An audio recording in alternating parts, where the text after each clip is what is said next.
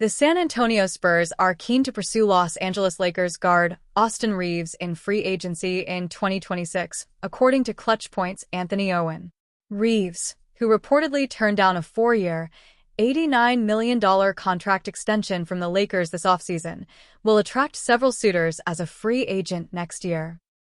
When Reaves opts out of his current contract, he'll be an unrestricted free agent with plenty of interest, Irwin wrote.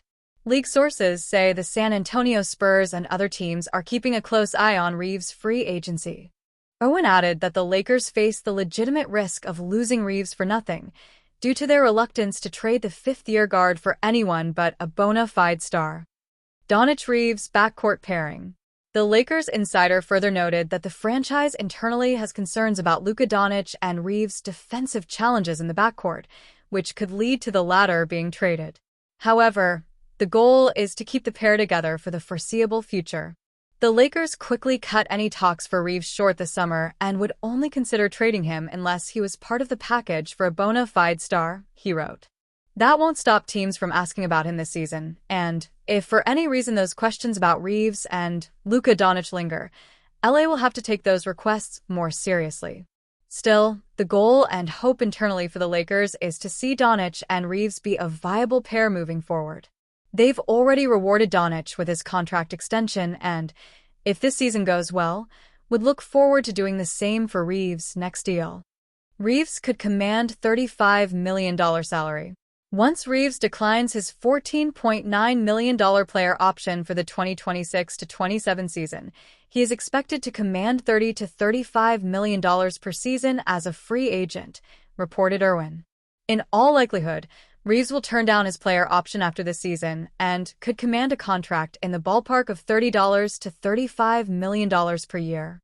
Sources close to the situation say both he and the Lakers would like to continue their relationship for the foreseeable future, but doing so will only make sense if he and Doncic can prove they are a championship-caliber pairing. In August, Lakers beat writer Jovan Buha suggested that Reaves could command a lot of interest in a 2026 free agency market flush with cap space. I think he's more of a $30 to $35 million a year player.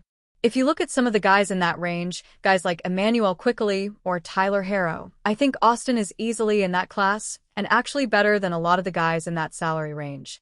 Obviously, context and leverage are always factors here, Buha told Spectrum Sportsnet. With the salary cap increasing 10% in 2025-26 and another 7% in 2026-27, at least 6 teams are expected to have significant cap space in 2026, per ESPN's Bobby Marks.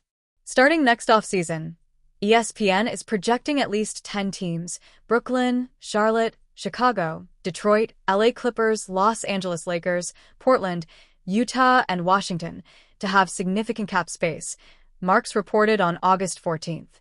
Amid the NBA's investigation, the LA Clippers could resort to the extreme step of trading or waiving Kawhi Leonard, per multiple insiders.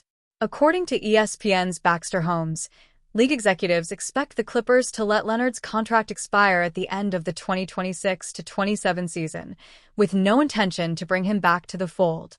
A former Clippers staffer told Holmes, the organization's focus has shifted. They're done building around Kawhi. They know that, and he knows that.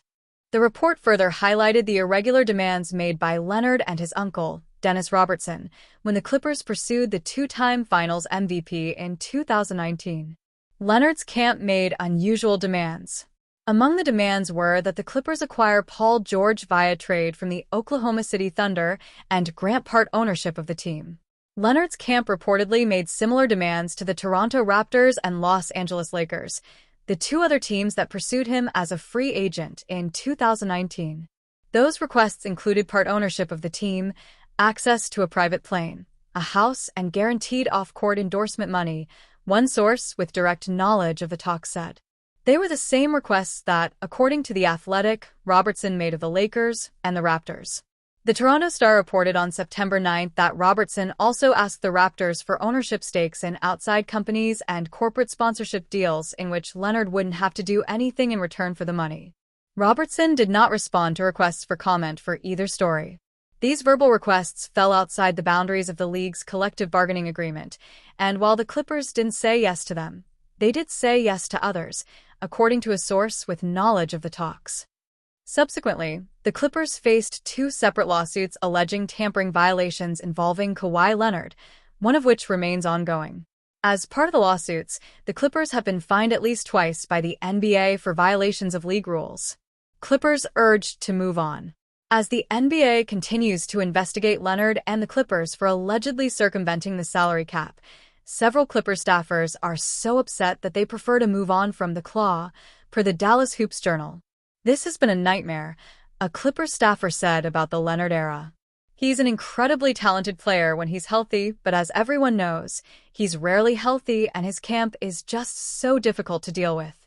His time here, thankfully, is coming to an end soon." Holmes also reported that front office personnel on the Clippers have advised the ownership group to cut ties with Leonard ahead of the 2025-26 season. "This last investigation is different," a former Clippers staffer said. "This one directly calls into question Steve Ballmer's character. At some point, Steve has got to get out of the Kawhi business." The Brooklyn Nets have received a major makeover during the summer of 2025. One decision in particular has made them uglier. The Nets chose to move on from Keon Johnson after another major shakeup. The Brooklyn Nets will acquire Kobe Buffkin from the Atlanta Hawks in exchange for cash considerations, $110,000, sources told at Hoops Hype. Buffkin is owed $4.5 million this season with a team option for 2026-27. Hawks get more room below the luxury tax line. ESPN first to report. Brooklyn acquired Kobe Buffkin from the Atlanta Hawks on September 15. The opportunity to take a flyer on a former first-round pick was a good one for the rebuilding franchise. However, in making room for yet another new acquisition, 2 days later it was announced Johnson would be on his way out. Michael Scotto reported, "The Brooklyn Nets have waived guard Keon Johnson. He averaged 10.6 points in 79 games for Brooklyn last season." The Nets, amid their rebuild, can afford to take chances on higher upside. For the Los Angeles Lakers, amid their desire to push for a championship, they will take the guys who can blossom into quality role players. Johnson would bring them extremely valuable traits for a low price. Keon Johnson ticks several of Lakers' needed boxes. The obvious needs to be stated. Johnson has struggled on the offensive end during his 4 years at the NBA level. The 21st overall pick from the 2021 NBA draft has only shot 37.9% from the field and 32.4% from beyond the arc in his career. Both of those numbers do not offer confidence. They would require a team to put time into working on his offense with him. Why should that type of effort be wasted on Johnson?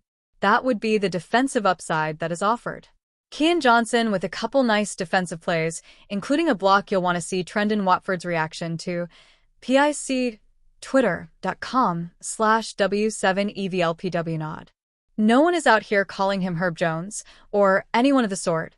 However, Johnson has displayed a lot of athletic gifts which would have one believing that a strong defensive presence can be had from the 23-year-old.